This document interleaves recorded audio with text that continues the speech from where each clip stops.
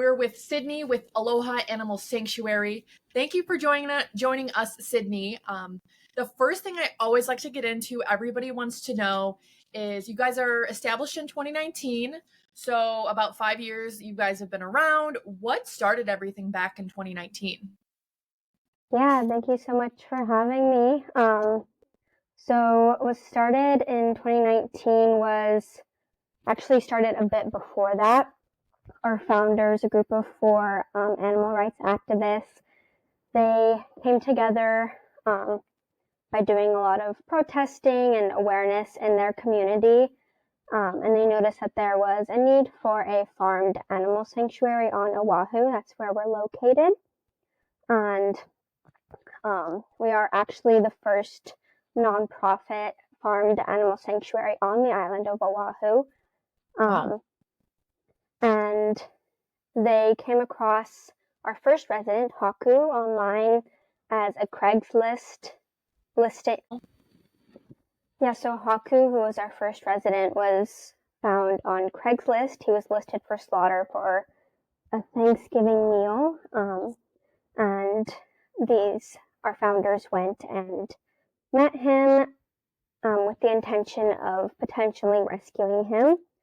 And when they met him, he was super sweet, obviously in a lot of pain, and just not in a really good living situation. So they took him home, rescued him.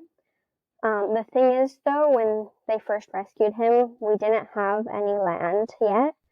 And so having an actual resident in our presence put the pressure on our founders of really looking for that land. And then we came across one of our now directors and longtime volunteer. She owns the land and has always had the dream. Her name's Melissa. Has always had the dream to have her own sanctuary, and so just kind of the stars aligned, and she's allowed us to create this animal sanctuary that is continuing to grow and thrive just north of Kaneohe on the island of Oahu. That's awesome.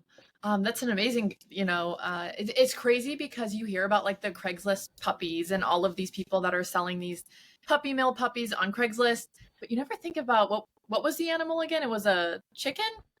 Oh, I didn't say Haku is a pig. A pig. Well, still, it's like who would have thought that people are putting these pigs up to be slaughtered on Craigslist? That's crazy. So, that's how you guys got your start. And how many animals do you guys have on your farm right now? Currently, we have around 36, and that's just the residents that we've taken in. We do have a population of wild chickens who call the sanctuary our home, but while we are very kind to them, we don't count them as residents. Right. So they just kind of showed up on their own? Yeah, so if you have ever visited Hawaii, you would notice that there's a lot of wild chickens all around, and especially on land that isn't really occupied by humans, they're going to find places to live, and they've found us, and they benefit because they're not going to be hurt. They sometimes get food if they fly themselves into bowls of food, but Right. That's so funny. Oh my gosh. Okay, so what is like the environment like? What's the life like on this? Because I mean, Hawaii is beautiful, and then you have this nice, amazing animal sanctuary. So, like, what's the environment like there? What's like a day to day you would say for someone who's volunteering there? Like, what does a day look like if I were to volunteer for you guys? So one of our missions is to cultivate community and educate community. And so in creating an environment where these farmed animals live for the rest of their lives, we've also created a very relaxing and rejuvenating place for our volunteers and other humans to come and visit. Oahu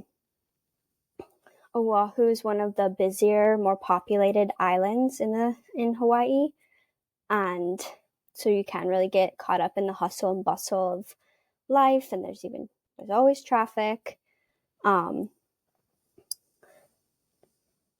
But when you come into the sanctuary, if immediately feel a different shift of energy. We have just so many plants. You just hear the chickens, you hear the sheep, the goats, and it's also, we like to say, it's also just a sanctuary for humans too. Oh yeah, Um, definitely. yeah, a lot of our volunteers come there because um, they only have like one responsibility in their Hmm. volunteer role, and they can relax there and find community there. And it's just a really peaceful, beautiful place. We're only on 2 acres of land, and so very it's like a little place of sanctuary Right, for. because there's that connection with like bonding with an animal, and so is that like, I'm sure there's people that feed them and do all of like the taking care part, but are there also people that just volunteer to like love on them, and pet them and show them affection? Yeah, that's a great question. So currently we have over 150 volunteers. Wow. We are a fully volunteer run sanctuary, so any donations that people make go directly back into the residents. So we have like no paid positions, and we have so many needs, so many roles to be filled. So we have something called animal caretaker. They come in once a week for a different shift, and they feed them either breakfast or dinner. We have TLC, which stands for tender loving care, and they do kind of like, yeah, giving them the extra love, making sure they get any daily medicine, nail trimmings, all that stuff. And then we have habitat care, where they come and clean the residents' homes. And then we have so many other roles. We even have remote roles. I've been in a couple of remote roles because I don't live on island all the time. Um, and so, yeah, there's a lot of different ways to be involved, and um, we encourage all of our volunteers to give the residents lots of love. And Yes, definitely. I wish I lived closer because I would definitely do that. Just like I would be like, let me just pet them. Like that just sounds like so much fun. yeah. So do you have any stories? I know we talked about the initial pig that started kind of everything back in 2019. What about any type of story that sticks out, or maybe that you were involved in terms of going to rescue, or any type of stories over the past 5 years that you can think about that people would want to hear, like a story about saving an animal, basically, because that's what Mm-hmm. you guys do. So is there any story that sticks out that you'd want to tell? Yeah, definitely. A recent one in this past year was unfortunate. So, for a couple years now, we had 2 sheep, a mom and her son, Felicio and Gaia. Gaia was the mother, but unfortunately, she passed this past spring. And so we were on a mission to find Felicio, the younger sheep. He's not really a baby anymore. Um, Another sheep, so because sheep are very community driven animals, they live in herds and they like to be with each other. And so Hmm. we were quickly looking for at least one other sheep for him to bond with. Um, and we had a couple. Well, we had one failure. We rescued this one baby lamb um, from a unfortunate situation, but unfortunately he was too sick to be saved, and he also passed. So we kind of had just a month of sadness. But then Hmm. we got a call that a mom and her 2 lambs were um, struggling right after birth, and we went in to rescue them. And the mom turned out to not be the lamb's mother, which we found out maybe like a week after. And so we went and rescued the real mom, but of course we weren't going to give up this accidental rescue. And so instead of finding one sheep resident, we now have 4 new sheep residents, with a total of 5. And the baby lambs, they were, yeah, newborn, so tiny, so sweet and cuddly. Especially whenever we have a new resident that's a baby, it's a whole all hands on deck situation. They need to be watched overnight, fed, played with, and so even if you just go back like on our social media, they're grown up a bit since they first came to us, obviously, but just you see so many cute photos and videos of our volunteers cuddling, and it's just really amazing in those situations that we all come together. And they're so easy to love. And now we have the sweetest sheep ohana living at the sanctuary, and they will be there for the rest of their lives. That's amazing. So was the son sheep or lamb that had lost its mother, is he now with like the new group and they're like a pack now? Yeah, That's so so cute. whenever we rescue new residents, they have to go through some quarantine, but that time has passed, and so now they're just a whole sheep gang hanging out. I love that. And that's awesome that they're like, because I'm assuming like animals feel the same type of like sadness when we lose someone. So when the Mm-hmm. mother's not there, and now I didn't even know that they're like animals that like to be in packs like that. So being able to not only find another group for that sun lamb that lost its mother, be a part of, but to also find others to rescue. So it's like, killing two birds with one stone. You're rescuing more, but you're also giving it a group to be a part of. Mm-hmm. That's amazing. Um, so I'm just looking through Tom's notes as well from when you guys talked. So he has something about the Maui fires, and did it impact your land? Did anything like from the fires that happened last year? Did you guys have any issues recovering? Like what kind of happened when all that went down? Yeah, so Maui is a different island that we're on, so our land wasn't impacted at all. Okay. But we do have community members, and we are very deeply rooted in our community in Hawaii. And so, what's really cool is our sanctuary has grown really well because of community, and in doing so, we're able to support um, other communities and other sanctuaries. We often do benefit tours. So we did a benefit tour for families impacted by the Maui fires. And then just with our platform, all we can really do with that is, helping either raise money or just spreading awareness so people are aware how other ways they can help. Mm-hmm. Let me see.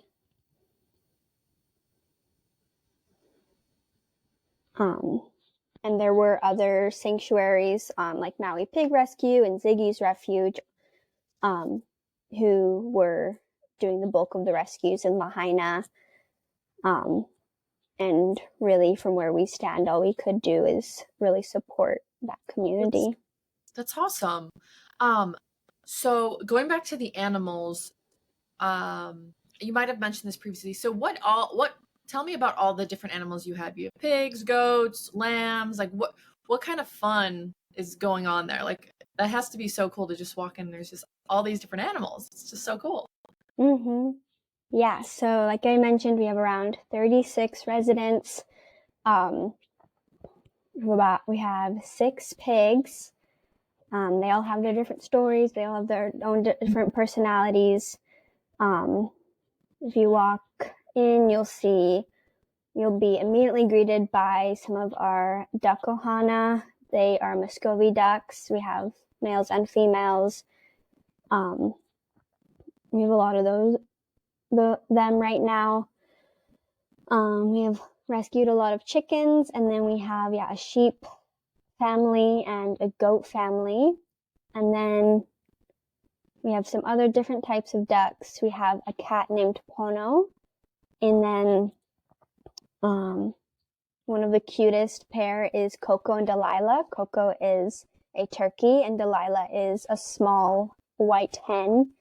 It's one of those unlikely pair situations. That is So, it's like the um It's like the turtle and the monkey or whatever you see, where it's like two very different animals are like best friends, and it's the cutest thing ever. That's Mm-hmm. a big thing.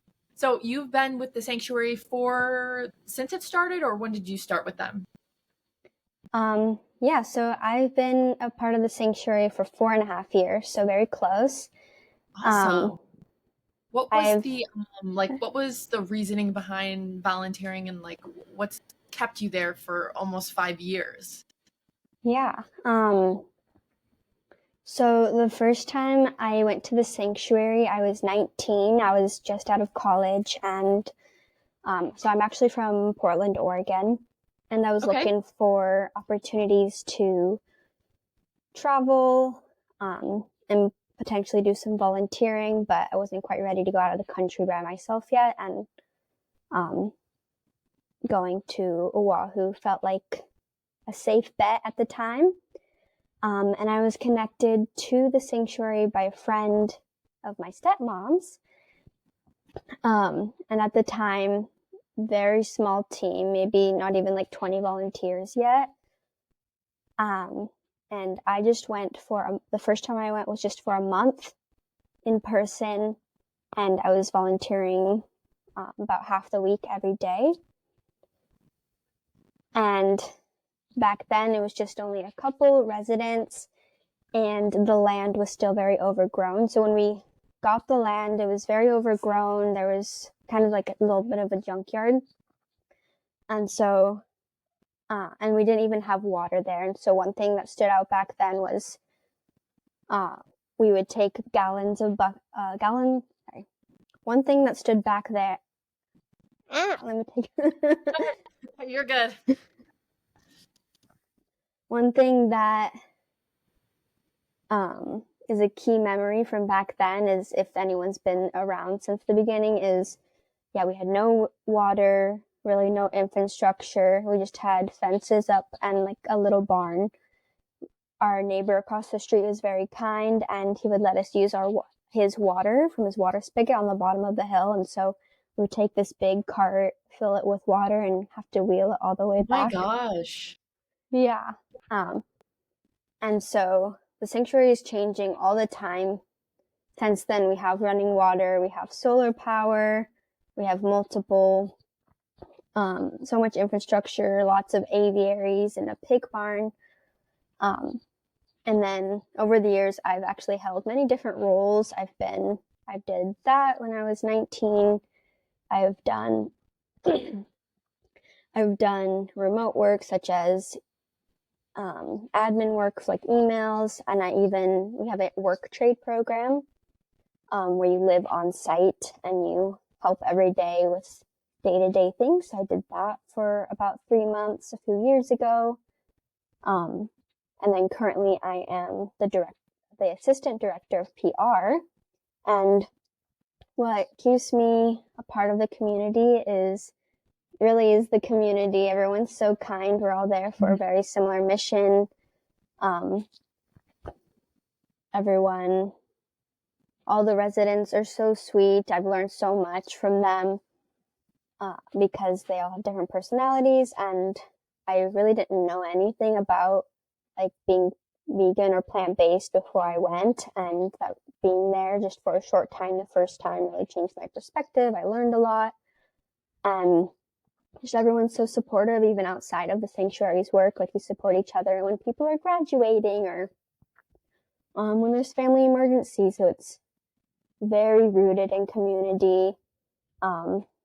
And I think because it's such a peaceful, welcoming space, I think it draws people who want that and can give that. And it's just a really special place in my life and many other people's lives. So, since you guys are 100% like running off of donations and volunteers, and obviously even saw like one of your goals is to expand, what are you guys doing in terms of events and fundraisers to help keep that money coming in so you can keep updating things, add more animals? Like, what does that look like fundraiser wise for you guys? Yeah, we obviously are always doing fundraising. We do it in very different ways. Sometimes we have specific fundraisers. So, for example, recently, one of our work trade solar planners broke, and we tried to raise money specifically for that. A cool thing that we've done in the past when we're building something big. So for example, we built a duck barn and we built a pig barn. Something that worked really well was donate X amount of money and get your name painted on the side. Oh, that's awesome. I love that. Yeah, so I think we're asking for like $50 donations for your name to be on it, and like people love that. They love to be recognized. Mm-hmm. So we've done that a couple times for those bigger builds. Something cool that we do almost every week are visitor days, and that's bringing money where you sign up to come visit the sanctuary, learn about the sanctuary, meet all the residents, and your ticket goes directly back into the sanctuary. I think it's usually about $20 a visit. Let's see. Something that's really important is we have monthly sponsorships. So all of our residents can be sponsored, meaning that you're paying X amount of money to give specifically to that resident or that resident's family. So if you are donating or if you're sponsoring Haku, for example, you can choose how much you're donating. It's a monthly donation, and people like doing that. They can choose any of the residents to sponsor. And then we also have merch that you can buy and other events, like we do yoga events. We also have Patreon, and something cool we've been doing the past couple years is a sanctuary gala where we have some big donors come learn about the sanctuary, have good food, talks, and people can make donations for that as well. Awesome. That sounds, I would love to, I like the idea too about, people like thinking about, okay, if I want to donate and I donate $50, like my name gets to be put on this barn at the sanctuary in Hawaii. Like that's such a awesome, like marketing perspective of it all, because Mm-hmm. like you said, people love to be recognized. I'm sure that you've had like great response in doing that. So I love that. And the fun thing is with you guys, there's like so many different avenues you can go down in terms of fundraising, and like I think about the yoga thing and how even in like Chicago there's yoga with goats and everyone loves it, and like who would Mm-hmm. want to do that? And then you're also at the same time helping a sanctuary grow and provide. So that's awesome. So your goal for or vision for the future is to expand your land, so then you can start adding more animals. Looks like you guys want to start doing like donkeys, cows, horses, and all of that. But with that comes you need more land because those are big animals. So being with the sanctuary for 4.5 years, I'm sure you've seen a lot. You like you said, I'm sure there's months where it's super sad and you lose someone or you don't get to an animal in time, and like that's just like the name of the game, unfortunately.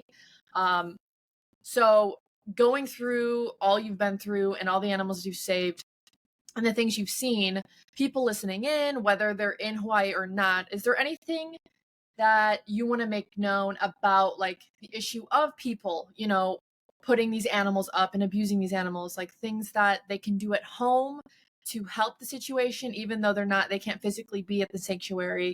And like, yes, they can donate, right? But anything that you think that they should know in regards to animals and like the proper care, and like should these animals even be pets? Is this where you mostly rescue? Like is it people who get these animals as pets don't know how to care for them and then ultimately like try to get rid of them? Like is that, I know I just asked you such a loaded question, so where you want to. Besides donating to support us, you can follow us on social medias. We post a lot of cute animal videos and spread awareness on there. Our sanctuary we call it a vegan sanctuary, just meaning that this is a place for historically farmed animals to live the rest of their lives, and we ask volunteers, whether you're vegan or not, to just not bring any animal products into the space. So that includes snacks and clothing. And we believe that all animals have a right to a good life and they're sentient beings.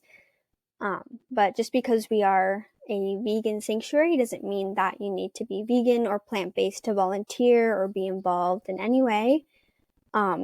Everybody is welcome. It's very, like I said, it's very welcoming space. But if you do want to make more of a difference in your life for animals in general, one way is to just do your own research. I was reading this post earlier on Instagram, and it's obviously very scary to make a huge lifestyle change, especially when it involves food, because food is so deeply rooted in human culture. But even just trying plant-based for a month or once a day, once a week, can just make a difference, because not only is trying to be plant-based going to save an animal's life, it's also going to be really good for the environment. Right. Lots of people have health benefits from a plant-based diet, but also, even though I'm saying this, like, our mission is not at all to like push this onto people. Right.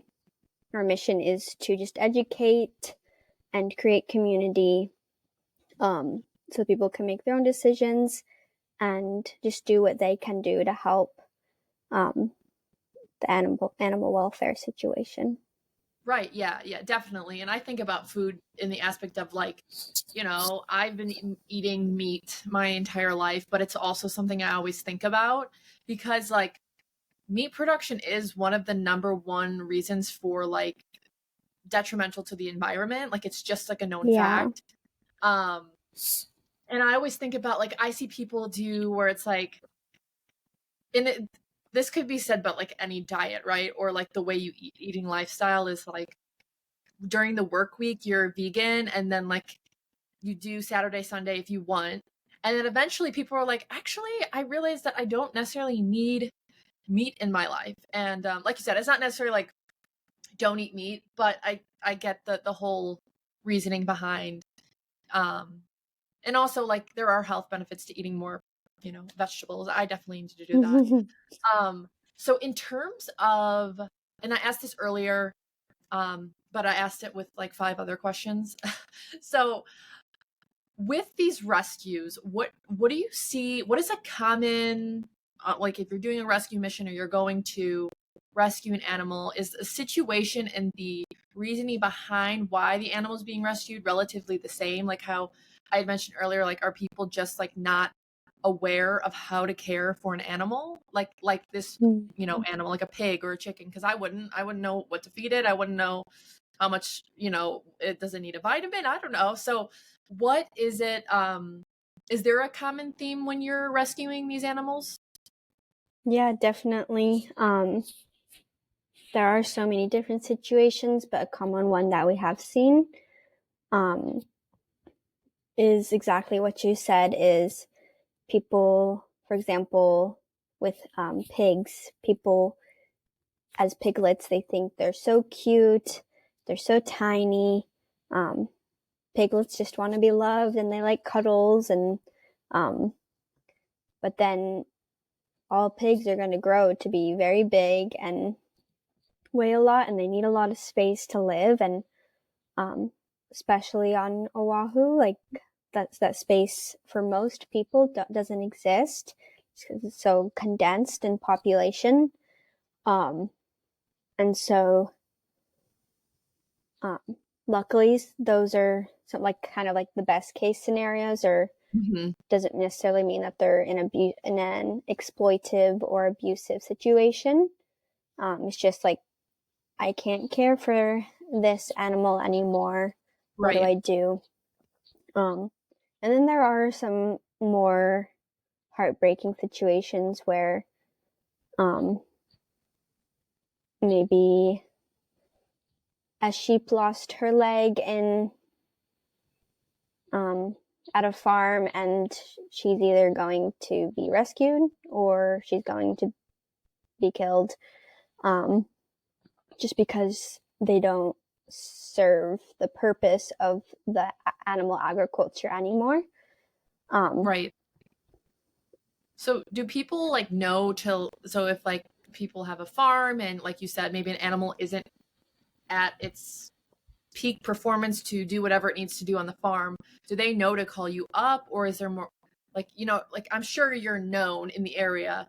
So have you run into an issue where people are like, I need you to take this animal, otherwise like we're gonna have to get rid of it, and then you have to like make space for the animal? Because I've heard that with a lot of like, we've talked to a lot of sanctuaries of all different sorts, sizes, animals, and you have a set amount of space, a set amount of areas for these animals to go. So have you been in a situation where you're like, we got to take this animal, but we got to figure out where we can put it, Mm-hmm. Yes, all the time. I mean, it's basically daily. Like, oh, I have this chicken whose leg is broken, or this chick who doesn't have a mom, or what an interesting thing is a family member of someone who like raises pigs for slaughter is like, this pig isn't doing well, like, can we save it from my dad or my family member?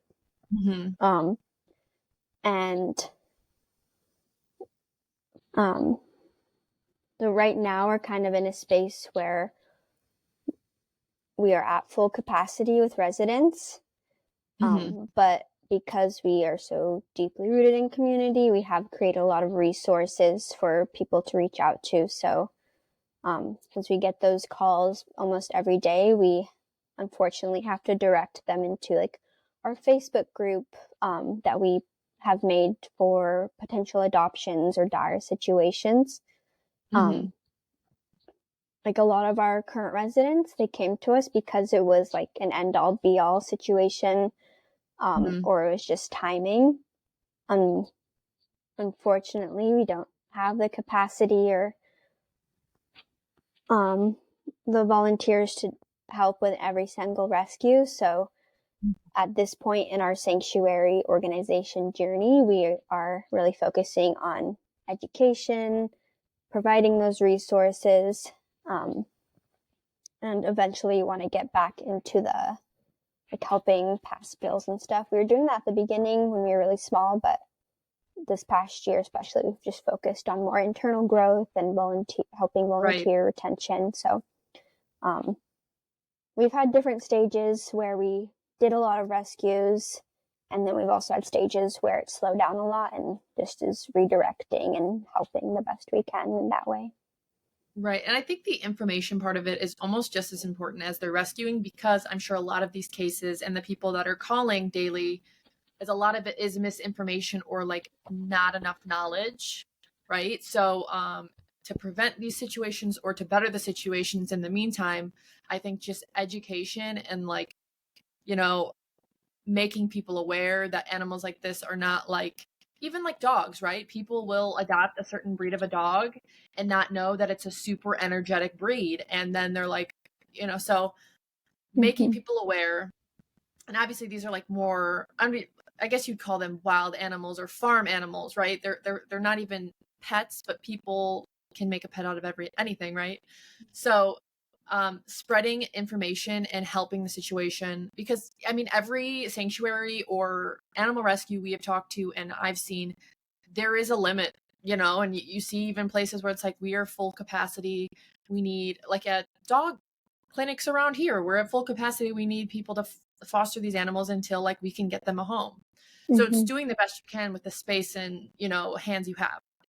So Yeah. totally understand. And I think that's great that you guys are spreading information and helping people that are in situations that, like I said, they didn't know any better. They saw a cute pig, and now it's, I feel like I've seen so many people like on TikTok that have these little tiny teacup pigs, and then it cuts like a year or, a few years later, and they are massive. I mean, they're adorable, but yeah, most people don't have the room to have this huge pig just like running around. Like mentioned, we're fully volunteer run. We have lots of roles that people can choose from, as I mentioned, from animal care, TLC, habitat care, lots of leadership roles, even HR. We need people to help build stuff.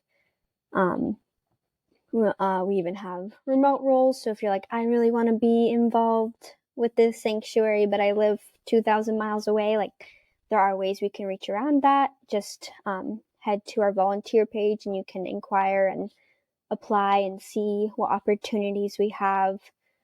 And then, yeah, we have lots of events always happening. Check out our events page. This month we have a volunteer day, so you would come and just help out for half a day. We have a couple of visitor days and a yoga this month. We have yoga about once a month. Another cool thing is if you ever do come and visit Oahu, you can often find an event to join. So if you want to visit, you can. There are opportunities to do that. And then and I saw on your website, actually, you guys are going, like, your big goal right now, would you say, is to expand the sanctuary? And is there like a specific link people can go to donate? Or is it just in general, any donations are kind of divvied up and some of it goes towards that? Because I think that's awesome that you guys want to expand. Mm-hmm. I think the expansion is more long-term. Currently, we're working on, actually one of our big projects right now is building a new aviary and building new infrastructure. We get a lot of rain on our side of the island. And so just since we are in a place where we're not doing as many rescues, we're not taking in as many new residents, right now we're focusing on building up our volunteer teams and also just building new infrastructure. So we don't really have anything specific right in this moment. We probably will soon, but just, yeah, all your donations will just help keep the sanctuary going from day to day. Awesome. And then, yeah, since you did touch... Go ahead. Okay. Since you did touch on, just touching back on the expansion, that's more of a long-term, because it's hard to find that amount of land for a decent price here. Right. Oh yeah, I'm sure that, like you said, still a good goal to have. Like, whenever it happens. But yeah, I think that's awesome. And then I think you had mentioned this before. So all of the animals that you are rescued, that's their forever home until they pass. Like, you guys, from the day you get them, they just stay at the sanctuary. Yep, they're just going to be here until the day they pass. We have had situations where maybe we're fostering or we're trying to adopt. We do that sometimes, is where we take in an animal with the intention of fostering them until they can get adopted. But we make that very clear from the beginning. It's not like they're a resident for a year and they're like, actually, we're going to adopt them. We would never do that. So any established resident will be there forever. I think one other thing I want to emphasize is a really great thing about the sanctuary is you get to know each resident as their own. A lot of people may never or have never interacted with pigs or chickens or turkeys or sheep. And when you're here, you Eleanor's the mama pig and she takes care of everybody. And then Paxton is one of our resident pigs, and he is the king of the pack. He gets his way with everything, and you really get to see each resident for who they are, and not just as, oh, that's a pig, that's a chicken. Like, right, like really they have their own little personalities. That is awesome. Yeah. I just think I go back because I have a dog, and all dogs, like, they have their own personality. Exactly. And I love that, like, that relates to farm animals too, where like some have a little attitude, some are just really loving. That's awesome. And that's super cool. And I'm sure because you've been there for so long, you build these bonds with these animals, and like you said, get to see their personality come out. And it's also awesome because they're all coming from, like, maybe not all of them, but some from situations where they were neglected or not taken care of. So the fact they have all of this land and they have a forever home and then they have people that are always there loving on them, it's like it's the best case scenario. It's amazing. Yeah. All right. Well, thank you for joining me, Sydney. I'm going to put all of the donation links to their website, their social media. Everyone go ahead and check them out. Aloha Animal Sanctuary. Thank you for joining us on another episode of Nonprofit Spotlight. Bye, guys.